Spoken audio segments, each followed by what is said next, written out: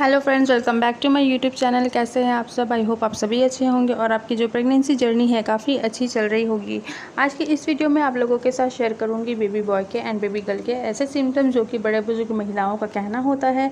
अगर आप में ये सारे लक्षण दिख रहे हैं तो कहीं ना कहीं आप जो है अंदाज़ा लगा सकते हैं, अनुमान लगा सकते हैं कि आपने बेबी गर्ल को कंसीव किया है या फिर बेबी बॉय को कंसीव किया है। देखिए मोस्टली गर्भवती महिलाओं में जो लक्षण देखा गया है ना, उसी के बेसिस पे ये वीडियो बनाया गया है और मेरा खुद का जो एक्सपीरियंस था वही आप लोगों के साथ शेयर करूंगी और बड़े बुजुर्ग महिलाओं की जो बातें होती है उनका क्या कहना होता है वो भी आप लोगों के साथ शेयर करूंगी। तो चलिए वीडियो स्टार्ट करते हैं। अगर आप लोग नए हो मेरे चैनल पे तो वीडियो को लाइक करके चैनल को सब्सक्राइब ज़रूर करना। और जो मैं वीडियो आप लोगों को बता रही हूँ ना, वो 100% सब में सटीक बैठेगा, ऐसा कोई गारंटी नहीं है। जैसे कि मैंने आपको बताया है, बहुत सारी गर्भवती महिलाओं में मतलब पाया गया है, वहीं पे कुछ में मतलब सटीक नहीं भी बैठे हैं। तो जो लक्षण मैच हुए हैं और मेरे प्रेगनेंसी में मैच हुए हैं वही लक्षण आपको मैं बता रही हूँ। और ये जो लक्षण है ना, साइंस तो इसे नहीं मानता है, इसका कोई वैज्ञानिक आधार नहीं है, लेकिन फिर भी आप फन के लिए, एंटरटेनमेंट के लिए ये वीडियो देख सकते हैं। तो चलिए वीडियो स्टार्ट करते हैं।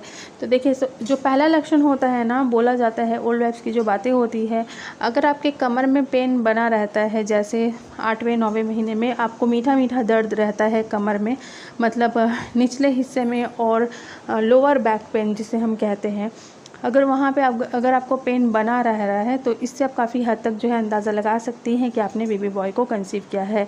और मेरे टाइम पे भी ये लक्षण मेरे टाइम पे बहुत ही सटीक बैठे थे। मेरे बेबी बॉय के टाइम पे मुझे कमर में दर्द मतलब 8वें और 9वें महीने में बना रहता था। मतलब वो मीठा मीठा दर्द होता है, मतलब आता है जाता है इस टाइप का। लेकिन कोई भी एक्सट्रीम लेवल का अगर आपको पेन हो रहा है, बहुत ज़्यादा ही कहीं पे भी बॉडी पे पेन हो रहा है, तो पहले आप डॉक्टर की एडवाइस लीजिए। अगर आपको डॉक्टर बोलते हैं कि प्रेगनेंसी में नॉर्मल सी चीज़ें होती हैं, क्योंकि प्रेगनेंसी में हमारे बॉडी में काफ़ी सारे हार्मोनल चेंजेस होते हैं जिसकी वजह से हमें बहुत सारे मतलब दर्द होती है, तो अगर डॉक्टर आपको बोल रहे हैं कि ये नॉर्मल है तो फिर आप अनुमान लगा सकती हैं, अंदाज़ा लगा सकती हैं। और देखिए, कमर में या फिर निचले हिस्से में अगर आपको फर्स्ट ट्राइमेस्टर में पेन होता है ना, जैसे फर्स्ट 3 मंथ में, जैसे पहला, दूसरा और तीसरा महीना, मतलब जैसे आपने कंसीव किया है तो पहला 3 महीने में अगर आपको दर्द हो रहा है निचले हिस्से में, तो ये मिसकैरेज का भी खतरा हो सकता है। तो आपको बैठे नहीं रहना है, डॉक्टर से ज़रूर आपको संपर्क करना चाहिए। और दूसरा लक्षण ये है, बोला जाता है, अगर आपको प्रेगनेंसी के दौरान में खुजली अगर नहीं होती है, मतलब बोला जाता है बेबी गर्ल के टाइम पे, अगर मैं आपको मेरा खुद का एक्सपीरियंस बताऊं तो मेरे बेबी गर्ल के टाइम पे मुझे खुजली की प्रॉब्लम बहुत ज़्यादा ही होती थी। मुझे 7वें 8वें 9वें महीने में बहुत ज़्यादा ही इचिंग की प्रॉब्लम होती थी। मेरे हथेली में बहुत ज़्यादा ही मतलब खुजली होती थी, और पैर के तलवे में बहुत ज़्यादा ही खुजली होती थी। फेस पे, फोरहेड पे बहुत ज़्यादा ही मुझे इचिंग होती थी और एलर्जी भी हो गई थी। मतलब फेस पे मेरा फेस जो था ना, वो इतना इचिंग होता था, मतलब फेस पूरा मेरा रेड रेड हो जाता था। अगर आपको खुजली की समस्या और वहीं पे अगर मैंने बेबी बॉय को कंसीव किया है तो उसके टाइम पे मुझे खुजली की परेशानी 1% भी नहीं थी। हाँ, मुझे बेबी बॉय के टाइम पे ना वो ब्रेस्ट में मतलब इचिंग होती थी, लेकिन उतना भी नहीं जितना मुझे बेबी गर्ल के टाइम पे हुआ था। तो ये लक्षण कहीं ना कहीं मेरे साथ जो है, बोला जाता है अगर आपने बेबी बॉय को कंसीव किया है तो आपको खुजली की दिक्कत नहीं होती है। वहीं पे अगर आपने बेबी गर्ल को कंसीव किया है तो उस टाइम पे आपको खुजली की दिक्कत बहुत ज़्यादा ही होती है। तो मेरे टाइम पे कहीं ना कहीं ये लक्षण मैच हुए थे। और जो भी मैं लक्षण बता रही हूँ ये मेरे खुद का एक्सपीरियंस है, जो मेरे ऊपर से होकर गुजरा है, मैं वही आप लोगों के साथ शेयर कर रही हूँ, ठीक है।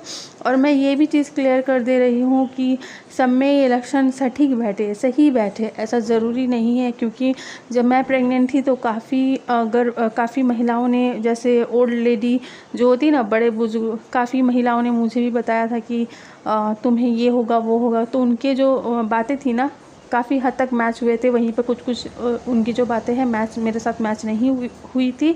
वो दूसरे के साथ मैच होकर उन्हें बेबी बॉय हुआ था, लेकिन मुझे भी बेबी बॉय हुआ है। लेकिन कुछ सिम्टम्स जो है सबके मैच नहीं होते हैं, कहने का मतलब ये है। तो देखिए अब तीसरा सिम्टम्स आप लोगों के साथ मैं शेयर करती हूँ। बोला जाता है कि अगर आपने बेबी बॉय को कंसीव किया है ना, तो आपका जो बेबी का मूवमेंट होता है वो आपको लेट से समझ में आती है। वहीं पे अगर आपने बेबी गर्ल को कंसीव किया है तो बेबी गर्ल का जो मूवमेंट होता है वो आपको तीसरे महीने के बाद से बेबी का मूवमेंट हो जाता है। वहीं पर अगर आपने बेबी बॉय को कंसीव किया है तो 5वें महीने में आपका जो बेबी है मूवमेंट करना स्टार्ट करता है। तो ये लक्षण भी मेरा टाइम पे बहुत ज़्यादा ही सटीक थे। मुझे उसका पहला जो मूवमेंट होता है ना, पहला किक, मुझे समझ, बच्चा तो देखिए मूवमेंट करता ही है, लेकिन आपको फील भी तो होना चाहिए ना कि बेबी जो है मूव कर रहा है। तो बच्चा जो, अगर आपका बेबी 5वें महीने में अगर मूव करता है, आपको उसकी हलचल समझ में आती है, तो कहीं ना कहीं आप जो है अंदाज़ा लगा सकती हैं कि आपने बेबी बॉय को कंसीव किया है। तो ये तीनों लक्षण में मुझे जो है बेबी बॉय हुए हैं। और देखिए 5वें महीना में ना, चाहे गर्ल हो या फिर चाहे बॉय हो, मूवमेंट करना मतलब मूवमेंट हो जाना चाहिए।